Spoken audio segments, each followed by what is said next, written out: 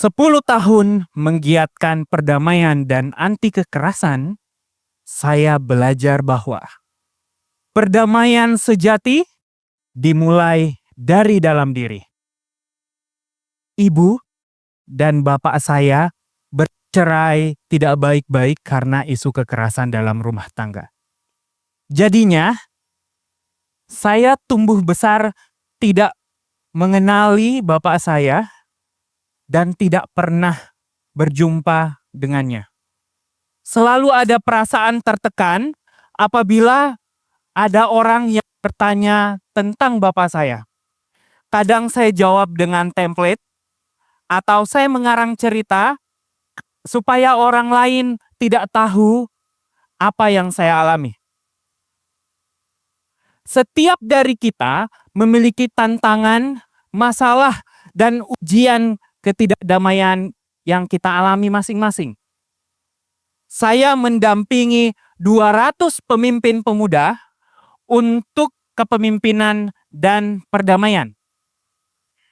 Tantangan mengalami kekerasan, ujian dalam kepemimpinan, hubungan di keluarga dan pekerjaan, pilihan hidup dan karir, percintaan dan pernikahan menjadi topik yang berulang dalam pendampingan yang saya lakukan. Melalui proses yang panjang, saya menemukan sebuah rumus yang membantu saya untuk berdamai di tantangan yang saya hadapi. Rumus ini juga aktif saya bagikan kepada para pemimpin muda yang saya dampingi. The simple formula for a peaceful life. E ditambah R sama dengan O. Ada 3 perspektif bagaimana cara seseorang mengimplementasikan rumus ini. 2 perspektif pertama saya dapatkan dari Jack Canfield, orang yang mempopulerkan rumus ini. Perspektif ketiga saya tambahkan untuk membantu kita semua berdamai di situasi dan tantangan yang kita hadapi. Mengimplementasikan perspektif yang pertama tidak akan membuat kita berdamai dengan situasi yang kita hadapi. Mengimplementasikan perspektif kedua, ia bisa berdamai, tapi ada kondisi dan situasi tertentu yang akan sangat sulit mengimplementasikan perspektif kedua. Mengimplementasikan perspektif ketiga akan membawa kita bisa berdamai untuk semua peristiwa. Trust me, it can solve all of our problems. Untuk mempermudah memahami rumusnya, saya juga akan mengajak kita semua untuk mensimulasikannya dengan angka-angka. Jangan khawatir, ini sederhana dan mudah dipahami. Mari kita mengenali rumus yang terlebih dahulu. E, ini adalah event atau peristiwa yang terjadi dalam kehidupan kita. R adalah respons. Bagaimana kita menanggapi peristiwa yang terjadi tersebut. Akumulasi hasil dari event yang terjadi, kemudian respons kita akan menghasilkan outcome. Misalnya, peristiwanya adalah seseorang menabrak kendaraan orang lain. Maka orang ini mungkin punya pilihan respons. Bisa jadi dia melarikan diri atau marah-marah. Kalau outcome-nya sangat bergantung dengan apa respons yang akan dia pilih. Misalnya, dia memilih melarikan diri, maka secara output mungkin akan terlihat positif karena dia terlepas dari tuntutan ganti rugi, terhindar dari masalah. Tapi secara outcome dia negatif. Kenapa? Karena dia terancam tuntutan hukum yang lebih berat dan kemudian ada perasaan trauma dan bersalah, apalagi yang dia tabrak itu berdampak parah. Terus kemudian yang utama, dia kehilangan rasa tanggung jawab, nilai tanggung jawab di dalam dirinya.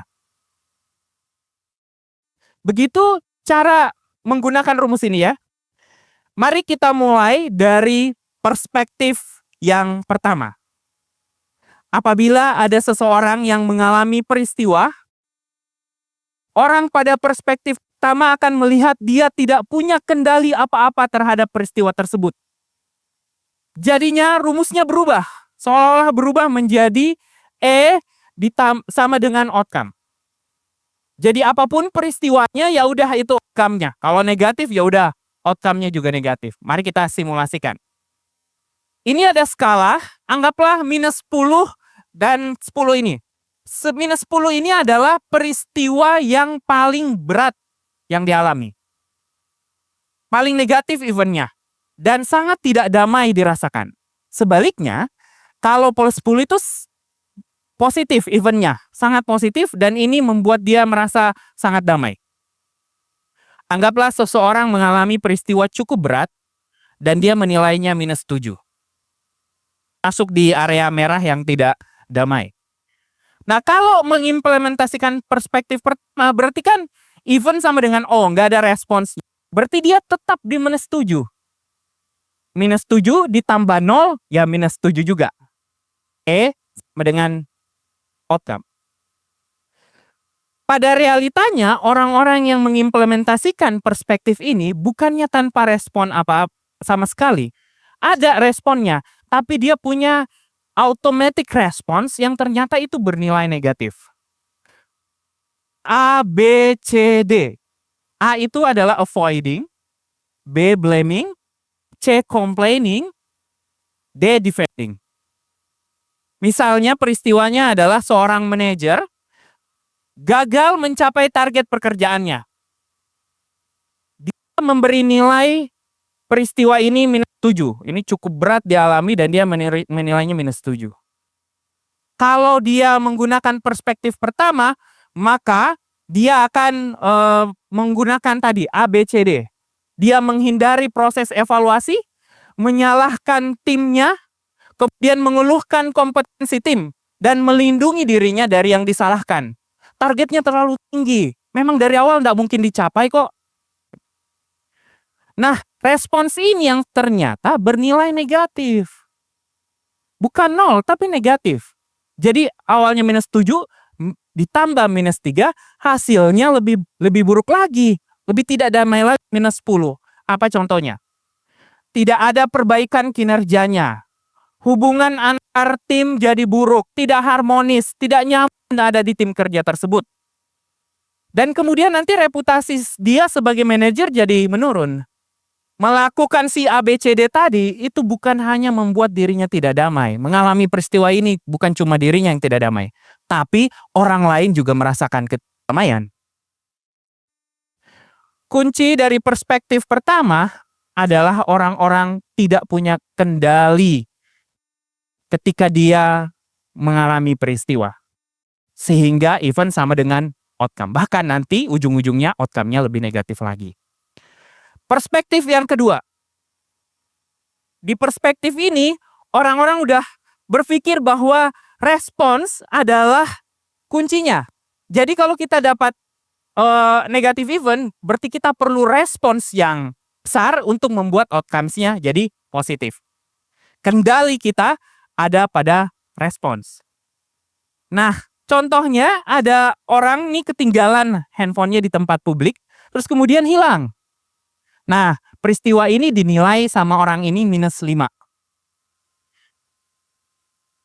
Kalau kita gunakan perspektif kedua, berarti kita harus respon dengan positif. Orang ini merespon positif dengan bernilai 3. Dia teleponnya gak terangkat gitu ya. Dia ke tempatnya dan kemudian dia tanya orang-orang yang ada di situ. Cukup itu yang dia lakukan, makanya dia bernilai cuma plus 3. Nah, outcome-nya jadi minus 2.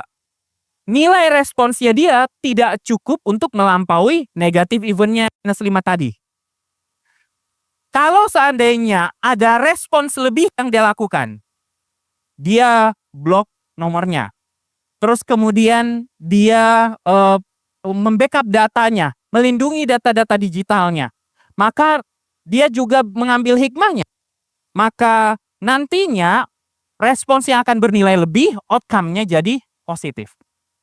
Walaupun secara output nanti HP-nya tetap hilang, tapi dia bisa melindungi data pribadinya, dia bisa melindungi supaya dia tidak kena hack sama orang lain, maka hasilnya akan outcome-nya tetap positif.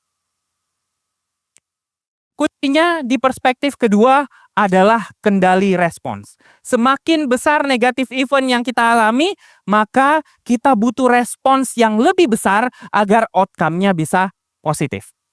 Itu kunci dari perspektif kedua. Kita akan masuk ke perspektif ketiga.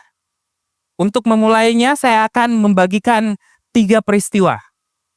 Peristiwa pertama, seorang anak kecil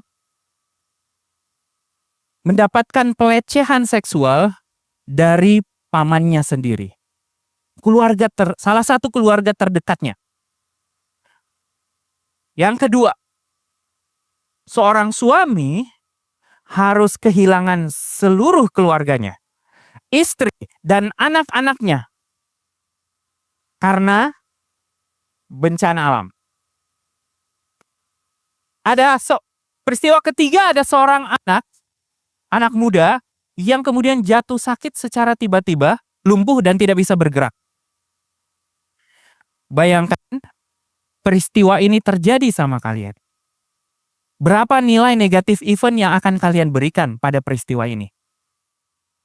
Sangat wajar kalau umpamanya kita memberikan nilai yang maksimal negatifnya. Kalau ada skala minus 10 sampai dengan 10, kita kasih minus 10, wajar sekali.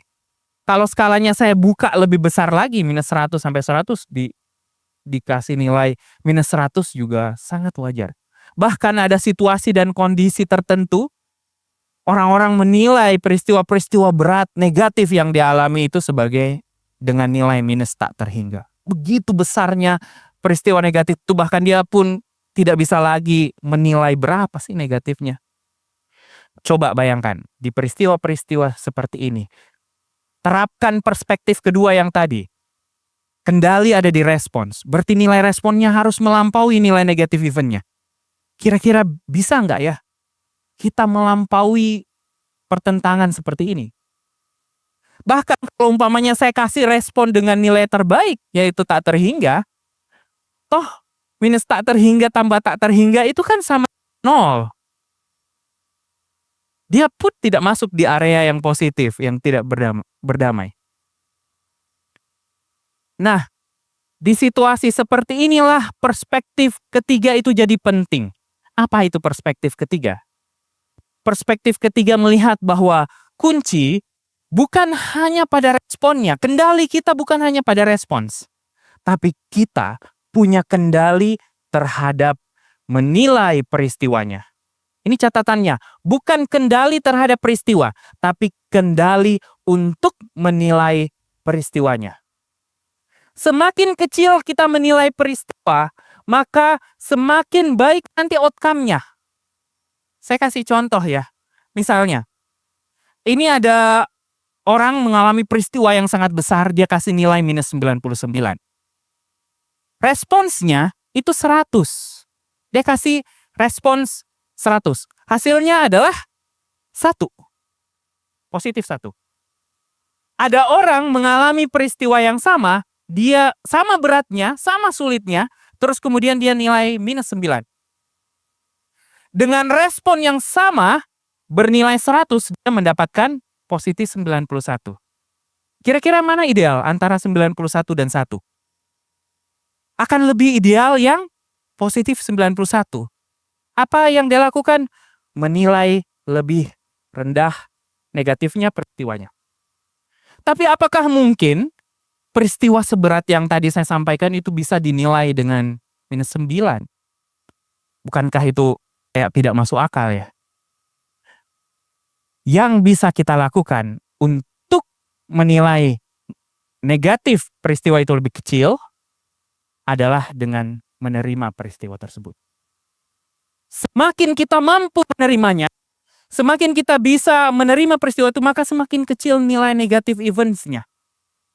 Dan ketika kita bisa menerima sepenuhnya peristiwa itu, memeluk peristiwanya, maka kita akan mampu membuat nilai peristiwa itu menjadi 0. Apa manfaatnya ketika kita menilai eventnya 0? Ketika kita berikan angka respon 10, maka dia akan 10. Kita berikan 100, maka outcome-nya pasti maksimal juga 100. Kalau kita kasih respon yang terbaik, apa respon terbaik? Ya tak terhingga. Apa itu respon yang terbaik? Nah, kemampuan menilai event itu 0, itu membantu kita untuk merespon juga yang terbaik. Respon yang terbaik adalah kesabaran. Kesabaran yang bernilai tak terhingga. Melakukan yang terbaik di detik ini dan di sini itu adalah kesabaran. Lakukan yang terbaik here and now dan tidak melampaui batasannya. Itu adalah kesabaran. Ada 2 kata kuncinya, lakukan yang terbaik dan tidak melampaui batas. Ketika kita gabungkan perspektif ketiga ini, maka kita akan menemukan ketika kita melewati peristiwa berat, kita menerima peristiwanya, kemudian kita bersabar dengan peristiwa tersebut, maka akan menghasilkan outcome yang tak terhingga. Apa outcome tak terhingga? Adalah kedamaian. Ya, kita mungkin secara output orang yang sakit itu tidak akan sembuh. Dia mungkin penyebab kematiannya adalah penyakit itu. Tapi dia bisa berdamai dengan prosesnya. Melewati itu dengan penuh kedamaian.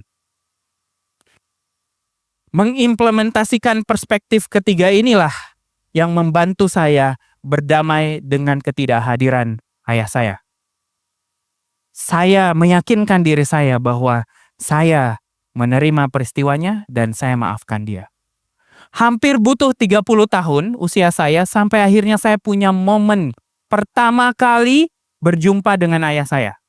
Di momen itu saya sampaikan padanya, saya terima apa yang terjadi dan saya maafkan dia. Saya mengajak kita semua untuk mengimplementasikan perspektif kedua dalam menghadapi tantangan, masalah, dan ujian ketidakdamaian kita. Selalu ingat, perdamaian sejati dimulai dari dalam diri. Terima kasih.